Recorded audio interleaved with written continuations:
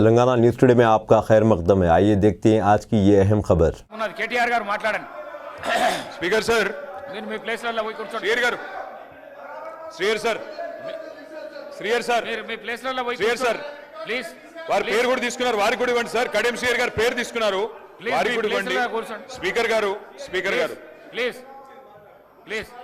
ముందు దయచేసి మీకు విజ్ఞప్తి సార్ మీరంటే మాకు అపారమైన గౌరవం ఉంది స్పీకర్ గారు గౌరవనీయులు పెద్దలు మీరంటే మాకు అపారమైన గౌరవం ఉంది మిమ్మల్ని మేము దయచేసి కోరేది సభ బిజినెస్ ను దయచేసి నడిపే క్రమంలో గౌరవ మంత్రులు మేమేదైనా తప్పు మాట్లాడినా మేమేదైనా మాట్లాడకూడని మాట మాట్లాడినా తప్పు మాట్లాడినా సవరించే అధికారం వారికి ఉంది వారు ఇంటర్వ్యూన్ కావచ్చు కరెక్షన్ చేయవచ్చు కానీ దయచేసి తమరిని కోరేది ఇక్కడ ప్రతిపక్షంలో మేము 39 మంది ప్రధాన ప్రతిపక్షంలో ఉన్నాం వాళ్ళు 64 మంది ఉన్నారు మరి వారికేమో సభ్యులు లేచినా మీరు సమయం ఇస్తున్నారు వారు వ్యక్తిగతంగా దూషించినా నోటికొచ్చినట్టు మాట్లాడినా మీరు కనీసం మళ్ళీ మాకు అవకాశం కూడా ఇవ్వట్లేదు ముందు మొదటి డిమాండ్ సార్ దయచేసి కడియం శ్రీహరి గారి పట్ల వారు చేసిన అనుచిత వ్యాఖ్యలను తొలగించండి రికార్డుల నుంచి దయచేసి వారిని ఉపసంహరించుకోమని చెప్పి కూడా నా విజ్ఞప్తి నెంబర్ 1 రెండవది సార్ వారు ఉప ముఖ్యమంత్రిగా పనిచేసిన పెద్దలు దాదాపు 15 ఏళ్లు మంత్రిగా పనిచేసిన సీనియర్ నాయకులు గౌరవనీయులు పెద్దలు కడియం శ్రీహరి గారి పట్ల వాళ్ళ రాజగోపాల్ రెడ్డి గారు చేసిన వ్యాఖ్యలు సబబు కాదు సార్ దాన్ని దయచేసి తొలగించాలి రికార్డుల నుంచి అనేది నెంబర్ వన్ సార్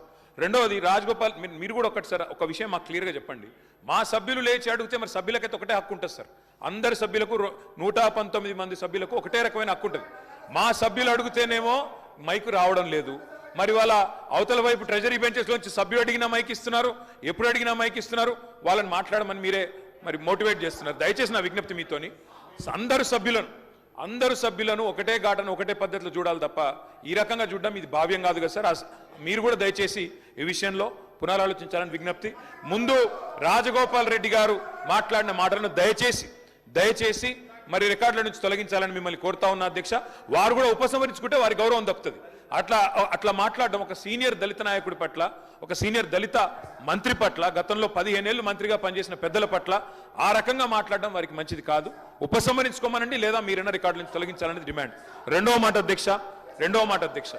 అధ్యక్ష ఇందాక నాకు మీరు మైక్ ఇవ్వలేదు ఇప్పుడు ఇచ్చినారు అనుకుంటున్నాను దానికోసమే ఇందాక పొన్నం ప్రభాకర్ గారు మాట్లాడినప్పుడు నేను వారంటే నాకు గౌరవం ఉంది అధ్యక్ష పొన్నం ప్రభాకర్ గారు నేను 2009 నుంచి కలిసి పనిచేసిన సహచరులు ఆనాడు వారు ఎంపీగా నేను ఎమ్మెల్యేగా మొదటిసారి గెలిచినాం అప్పటి నుంచి కలిసి పనిచేసినాం కానీ సత్యదూరమైన మాటలు చెప్తుంటే వాస్తవానికి విరుద్ధమైన మాటలు చెప్తుంటే బాధతో తప్పకుండా అన్నాం అధ్యక్ష కానీ వారు కూడా గౌరవ మంత్రి వారు ఈరోజు గౌరవ మంత్రి గారు తప్పకుండా ఆలోచించాలి మాట్లాడేటప్పుడు 1-2 సార్లు ఆలోచించాలి ఇవాళ వారి నియోజకవర్గంలో హుస్నాబాద్లో గౌరవెల్లి అనే రిజర్వాయర్ పూర్తయి ట్రయల్ రన్ అయిన మాట వాస్తవం కాదా అధ్యక్ష ఇవాళ హుస్నాబాద్లో ప్రజలకు తెలియదా వేములవాడ నియోజకవర్గంలో మలకపేట రిజర్వాయర్ మొత్తం పూర్తయి అందులో 1 TMC నీళ్లున్న మాట వాస్తవం కాదా అధ్యక్ష ఇవాళ కాళేశ్వరం గురించి మాట్లాడి అదేమి జరగనట్టు నేను మేడిగడ్డకు పోయి వచ్చి మా మీద బురద జల్లే ప్రయత్నం ఏదైతే చేస్తున్నారో అధ్యక్ష నేను గౌరవ సభ్యులకు తమరి ద్వారా తెలియజేసేది అధ్యక్ష ఒకటే ఒక్క మాట అధ్యక్ష కాళేశ్వరం అనేది ఒక బరాజ్ కాదు అధ్యక్ష కాళేశ్వరం అంటే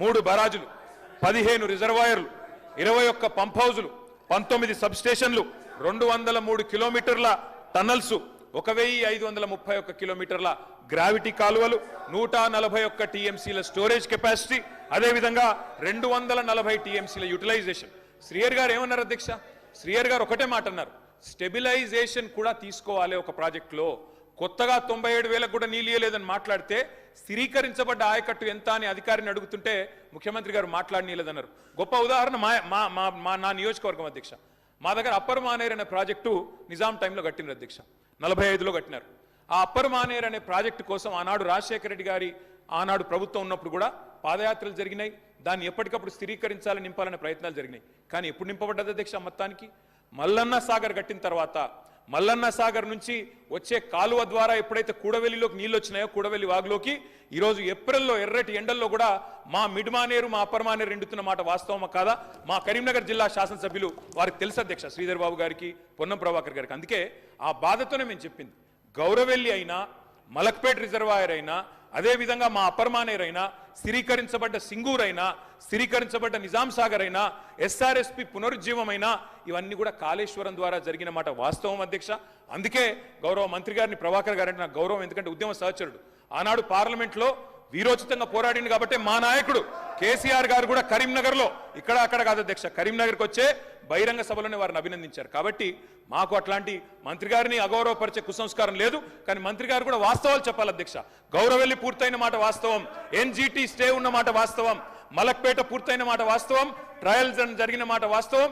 కాళేశ్వరంలో, ఇంత పెద్ద కాళేశ్వరంలో 3 బరాజులు, అదేవిధంగా 15 రిజర్వాయర్లు ఉండే కాళేశ్వరంలో ఒక్క బరాజులో 3-4 పిల్లర్లకు ఇబ్బంది జరిగితే దాన్ని రిపేర్ చేయండి.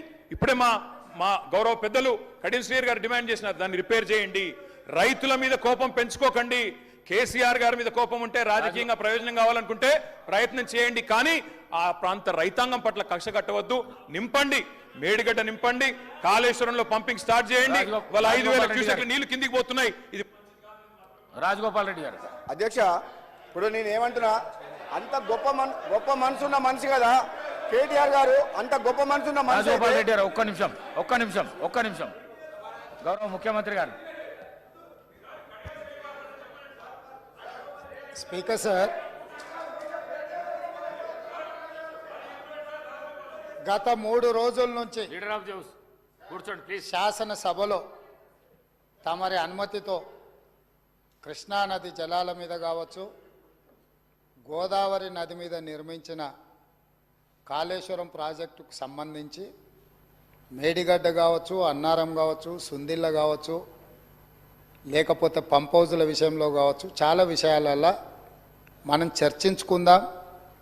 చూసి వచ్చి ఈ సభలో వాస్తవాల ప్రాతిపదికన చర్చ జరపాలి అని తమరి అనుమతితోటి మనం నిర్ణయం తీసుకున్నాం.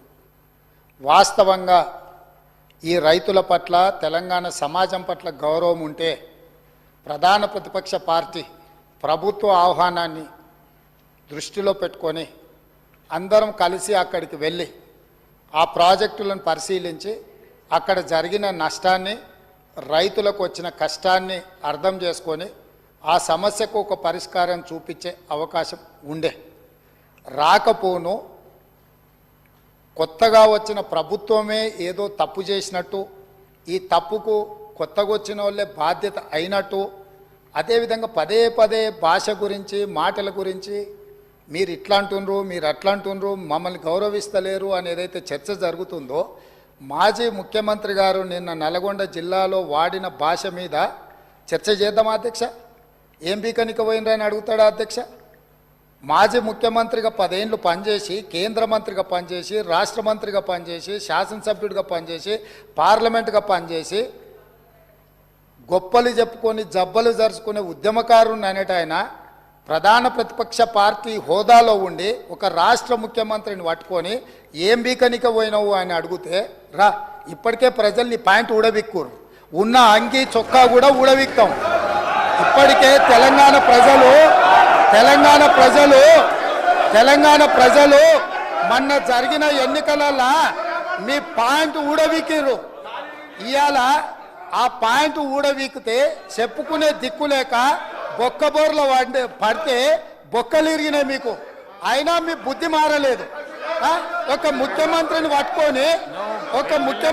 పట్టుకొని ఏం బీకనిక పోయినావని అడుగుతారా అధ్యక్ష? ఇది పద్ధత? ఈ రాష్ట్రం 4 కోట్ల ప్రజలు ఓట్లేసి గెలిపించిన ముఖ్యమంత్రిని పట్టుకొని ఏం బీకనిక పోయినావని అంటారా అధ్యక్ష? ఇదేనా తెలంగాణ సాంప్రదాయము? ఈరోజు నేను మళ్ళీ అడుగుతున్నా అధ్యక్ష, ఈరోజు మేడిగడ్డ మేడి పండులాక కుంగిపోతే మేడిగడ్డల నీళ్లు నింపడానికి అవకాశం ఉందా అధ్యక్ష? ఇవాళ మీరే సాగునీటి పారుదల శాఖ మంత్రులుగా పనిచేసారు కదా. చంద్రశేఖర్ రావు గారు, హరీష్ రావు గారు ఇద్దరు సాగునీటి పారుదల శాఖ మంత్రిగా పనిచేసారు కదా అధ్యక్ష.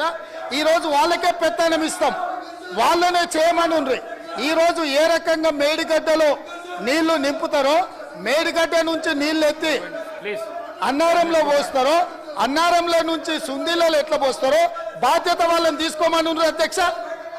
మొత్తం కుంగిపోయి కుప్పగూలిపోతుంటే ఈరోజు అక్కడ నీళ్లు నింపడానికి ఏమాత్రం అవకాశం లేక పూర్తిగా ప్రాజెక్టు దెబ్బతిని ఖర్చు పెట్టిన 94,000 కోట్ల రూపాయలు వృధా అయిపోయి ఈరోజు మొత్తం ప్రాజెక్టే దెబ్బతిన్న పరిస్థితుల్లో ఈ రోజు మీ ప్రజల స్థానాలలో దగ్గరికి కూర్చోండి, మీకు అవకాశం వస్తుంది. వెళ్ళి సమాధానం మీ స్థానాలలో చెప్పుకోలేక కూర్చోండి. శాసనసభకు రావాల్సిన ఉపనాయకుడు ఇక్కడ సభలోకి రాకుండా పారిపోయి ఈరోజు చర్చ చేద్దామంటే రాకుండా ముఖ్యమంత్రి గారిని పట్టుకొని ఇట్లా మాట్లాడొచ్చా అధ్యక్ష? అందుకే నేను ఒకటే మాట అడుగుతున్నా, మీరు ఇవాళ చర్చకు సిద్ధమైతే పిలువండి. మీ పార్టీ నాయకుడిని, మీ సభాపక్ష నాయకుడిని చర్చ చేద్దాము. రేపు సాయంత్రం వరకైనా కాళేశ్వరం ప్రాజెక్టు మీద, గోదావరి జలాల మీద ఈ ప్రభుత్వం చర్చ చేయడానికి సిద్ధంగా ఉంది. పారిపోయి ఫామ్ హౌస్లో వండుకొని ప్రతిపక్షాలుగా బాధ్యత నుంచి తప్పించుకొని మీ అవినీతి బయటపడుతుందని, కాళేశ్వరంలో మీ దోపిడీలో జైలుకి వెళ్లాల్సి వస్తుందని కేసీఆర్ ను చంపుతారా అంటారు. ఎవరికి అవసరం ఉంది అధ్యక్ష చంపాల్సిన అవసరం? సచిన పావును ఎవడైనా చంపుతారా అధ్యక్ష? మొన్నటి ఎన్నికలలో ప్రజలు ఆ పావును చేత్తో కాదు కట్టెతో కొట్టిరు అధ్యక్ష. ఆ పాము ఆల్రెడీ సచ్చింది. సచిన పావును చంపాల్సిన అవసరం మాకే ఉంది అధ్యక్ష. మీ స్థానాలలో పోయి ఈ రోజు కూర్చోండి. సానుభూతి కోసము ఇళ్లకు రావద్దు. వీల్ చైర్ మీ నాటకాలు, స్థానాలలో కూర్చోండి. వీధి నాటకాలు మీ ఏంటి స్థానాలలో అధ్యక్ష ఇది? కూర్చోండి. ఈ రోజు మీకు అవకాశం వచ్చినప్పుడు ఈ మాట్లాడండి. సభలో ప్లీజ్ చర్చ చేయడానికి ప్రభుత్వం సిద్ధంగా ఉంది. ప్లీజ్ నిజాయితీ ఉంటే, మీరు అవినీతికి పాల్పడకపోతే, మీరు చెప్పినట్టు మేడిగడ్డలో 2, 3 పిల్లర్లు కుంగిపోతే దాని మీద తీసుకోవాల్సిన నిర్ణయాల మీద మాజీ ముఖ్యమంత్రి గారు చంద్రశేఖరరావు గారిని సభలోకి రమ్మనుండ్రి. చర్చ చేయడానికి ప్రభుత్వం సిద్ధంగా ఉంది.